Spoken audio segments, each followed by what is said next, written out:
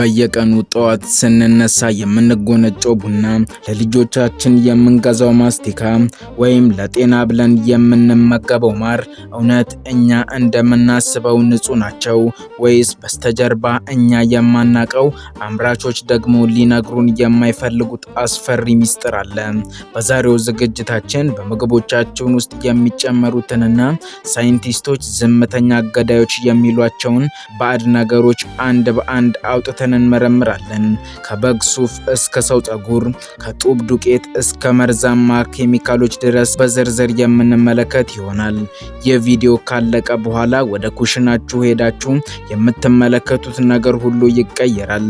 እስከ ፕሮግራማችን ፍጻሜ ድረስ አብራችሁን ቆዩ።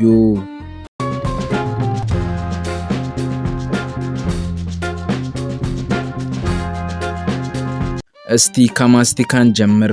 አፋችን ውስጥ የምናኝከው ማስቲካ እንዴት ለረጅም ደቂቃዎች ሳይበጣጠስ እንደሚለጠጥ ጠይቃችሁ ታውቃላችሁ? ለዚህ የሚጠቀሙበት አንዱ ሚስጥር ላኖሊን ይባላል። ላኖሊን ማለት በጎች ቆዳቸው እንዳይደርቅና ሱፋቸው ከዝናብ እንዲከላከል በተፈጥሮ የሚያመነጩት ሰም መሰል ቅባት ነው። ፋብሪካዎች ይህንን የበግ ሱፍ አጥበው የሚወጣውን ቅባት ለምን ይጠቀሙበታል?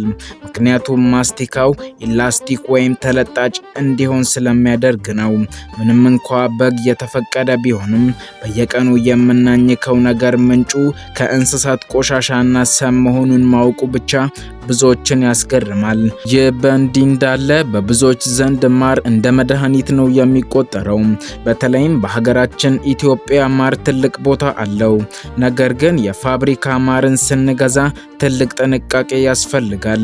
ብዙ ፋብሪካዎች ሃይ ፍሩክቶዝ ኮርን ሳይራፕ የተባለ እጅግ ርካሽና አደገኛ የሆነ ጣፋጭ ከማሩ ጋር ይቀላቅላሉ።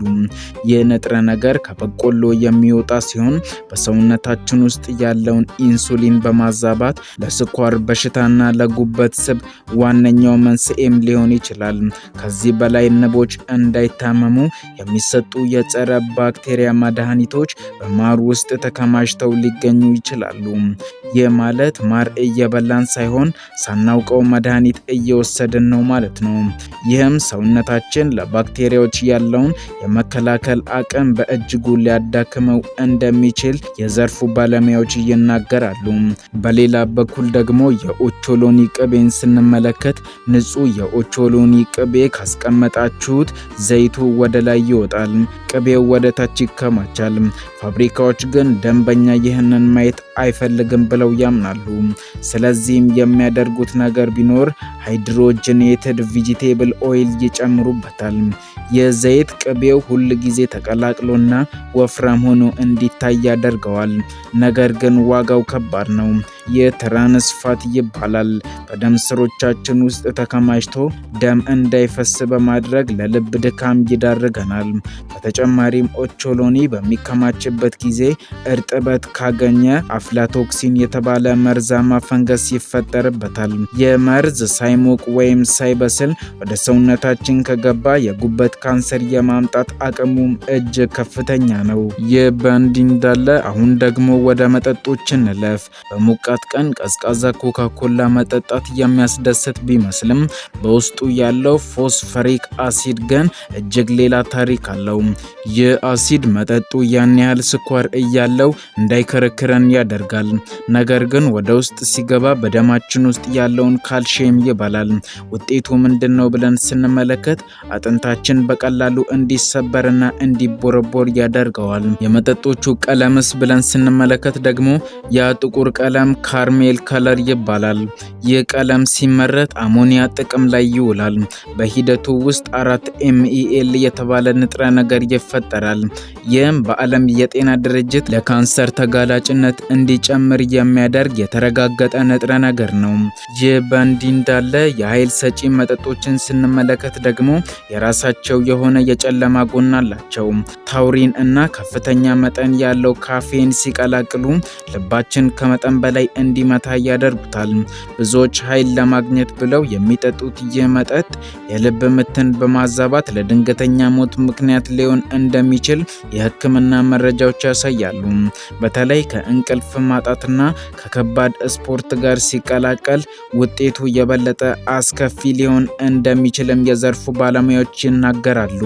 በሌላ በኩል ደግሞ ወደ ኩሽናችን ጠለቅ ብለን እንግባ። በኢትዮጵያውያን ማዕድ ላይ ያለ በርበሬ፣ ሚጥሚጣ ወይም እርድ የሌለበት ምግብ ማሰብ ይከብዳል። ነገር ግን እነዚህ የኩሽናችን ሞተሮች ለትልቅ ማጭበርበር የተጋለጡ መሆናቸውን ያውቁ ኖሯል።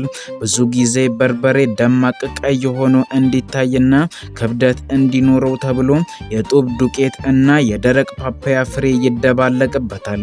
የጡብ ዱቄቱ ወደ ሆዳችን ሲገባ የመፈጨት አቅም ስለሌለው በኩላሊታችን እና በጨጓራችን ላይ ከፍተኛ ጠባሳ ጥሎ ያልፋል።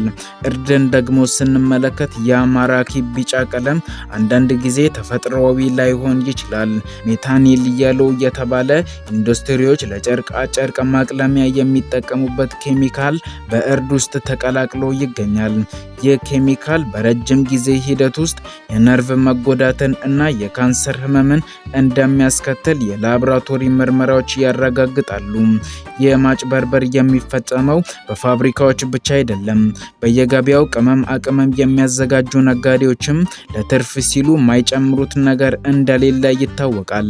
ቅመሞችን ስንገዛ ተፈጭተው የተዘጋጁትን ሳይሆን ፍሬውን ገዝተን በቤታችን ማዘጋጀት ለምን አማራጭ ሳይሆን ግዴታ እንደሚሆን ከዚህ ጉዳይ የተረዳችሁ ይመስለናል። ይህ በእንዲህ እንዳለ ወተት ለህፃናት እድገትና ለአዋቂዎችም ጤና ወሳኝ እንደሆነ ይታመናል። ነገር ግን ወተት ከላም ጡት ወጥቶ ወደ እናንተ ብርጭቆ ውስጥ እስኪገባ ድረስ ያለው ሂደትን ብታውቁ ትገረማላችሁ። ወተት እንዳይበላሽና ወፍራም ሆኖ እንዲታይ ተብሎ ፎርማሊን የተባለ የአይስክሬም እንዳይበሰብስ የሚረጭ ኬሚካል እንደሚጨመርበት ምን ያህሎቻችሁ ታውቃላችሁ? ይህ ኬሚካል እጅግ መርዛማ ከመሆኑ የተነሳ በትንሽ መጠን እንኳ ለጉልበት ውድመት ምክንያት ይሆናል።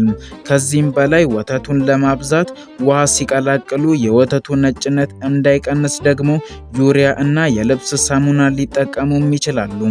ዩሪያ ወተቱ ፕሮቲን የበዛበት እንዲመስል ሲያደርግ፣ ሳሙናው ደግሞ ወተቱ ላይ አረፋ እንዲኖርና ወፍራም እንዲመስል ይረዳዋል።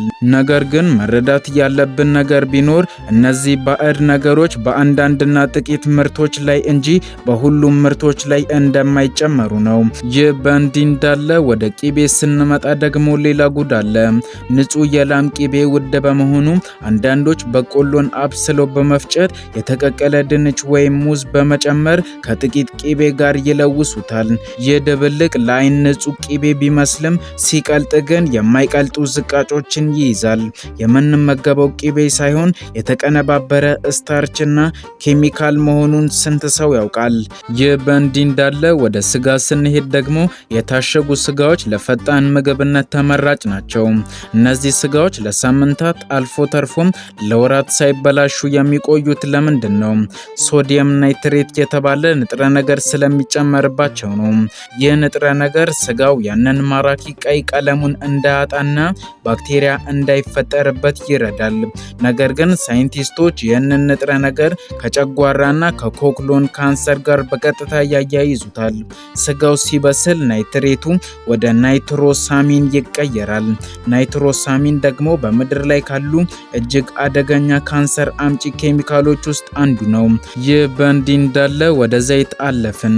በኩሽናችን ውስጥ ዘይት የሌለበት ምግብ አይታሰብም። ነገር ግን በገበያ ላይ የምናገኛቸው ሪፋይንድ ከተባሉ ከረጉ ዘይቶች በስተጀርባ ያለው የኬሚካል ሂደትን ምን ያህሎቻችሁ ታውቃላችሁ? ዘይቱ ከመጠን በላይ ነጭና ሽታ የሌለው እንዲሆን ተብሎ ሄክሴን የተባለ የነዳጅ ውጤት የሆነ ኬሚካል ጥቅም ላይ ይውላል። ይህ ኬሚካል በዘይቱ ውስጥ በትንሹም ቢሆን ተረፈ ምርት ጥሎ ያልፋል። ይህም ለነርቭ ህመምና ለራስ ምታት መንስኤ ሊሆን ይችላል። ከዚህም የከፋው ግን በድጋሚ የፈሰሰ ወይም ሪሳይክልድ የተደረገ ዘይት ነው። አንዳንዴ ነጋዴዎች ለሆቴሎች ለሆቴሎች እና ለቺፕስ ቤቶች የዋለውን የቆሸሸ ዘይት በማሰባሰብ በኬሚካል በማጥራት እና ቀለሙን በማቅለል ልክ እንደ አዲስ ለገበያ ያቀርቡታል። ይህ ዘይት ፖሊሳይክሊን አሮማቲክ ሃይድሮካርቦን የተባለ ንጥረ ነገርን ይይዛል። ይህ ንጥረ ነገር ደግሞ በዓለም ላይ ካሉ እጅግ አደገኛ ካንሰር አምጪዎች መካከል በግንባር ቀደምትነት ይጠቀሳል።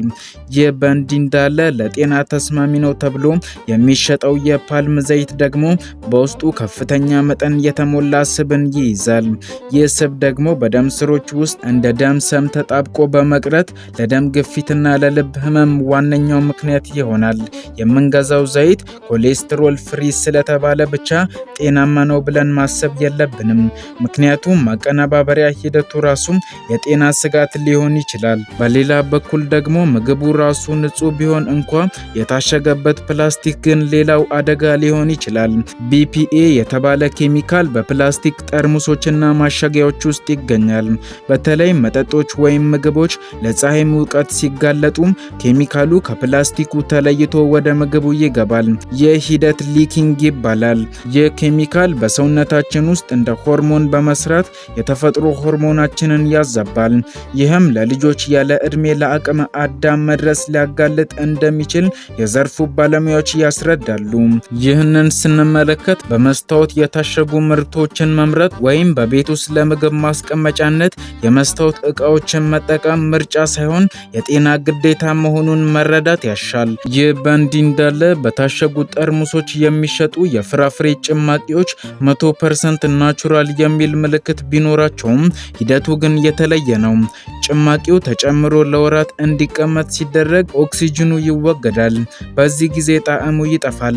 ፋብሪካዎች ይህንን ጣዕም ለመመለስ ፍሌቨር ፓክስ የተባሉ ሽቶ መሰል ኬሚካሎችን ይጨምራሉ። ከዚህም በላይ ጭማቂው ውስጥ ያለው ፋይበር ስለሚወገድ የምንጠጣው ንጹህ ፍሩክቶስ ብቻ ይሆናል። ይህ ስኳር በቀጥታ ወደ ጉበት በመሄድ ወደ ስብነት ይቀየራል። ለጤና ነው ብለን የምንጠጣው ጭማቂ ሳናቀው ለጉበት ስብ ወይም ደግሞ ፋቲ ሊቨር እንዲሁም ደግሞ ለከፍተኛ ውፍረት ዋነኛው መንስኤ እየሆነ ሊሆን ይችላል። ውድ ተመልካቾቻችን ለዛሬ ያዘጋጀንላችሁ ፕሮግራም ይህንን ይመስል ነበር። በየጊዜው እንደዚህ አይነት ወቅታዊና ፈጣን መረጃዎች እንዲደርሷችሁ ቻናላችንን ሰብስክራይብ እንዲሁም ይህንን ቪዲዮ ላይክ ማድረግ አትዘንጉ እያለን እስከ ፕሮግራማችን ፍጻሜ ስለቆያችሁ እናመሰግናለን። መልካም ጊዜ ይሁንላችሁ።